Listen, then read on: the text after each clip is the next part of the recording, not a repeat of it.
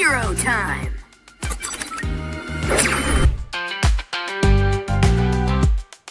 দু সালের প্রচারিত জনপ্রিয় কার্টুন সিরিজ বেন 10-এর ভক্তদের জন্য সুখবর।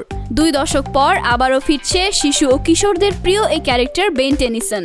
তবে এবার টেলিভিশন নয়, নতুন রূপে হাজির হবে কমিক সিরিজ হিসেবে।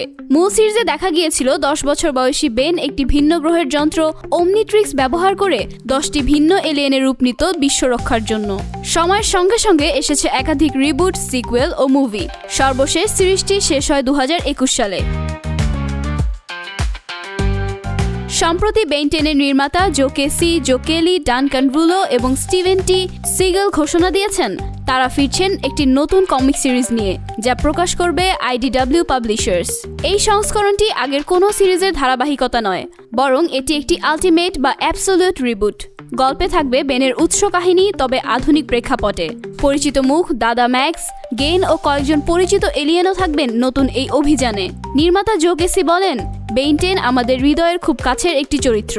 এবার আমরা বেনকে সেভাবে উপস্থাপন করতে যাচ্ছি যেভাবে আমরা সবসময় চেয়েছি। এটি হবে সম্পূর্ণ এক সুপার হিরো কমিক, এখন পর্যন্ত সবচেয়ে সেরা বেন 10।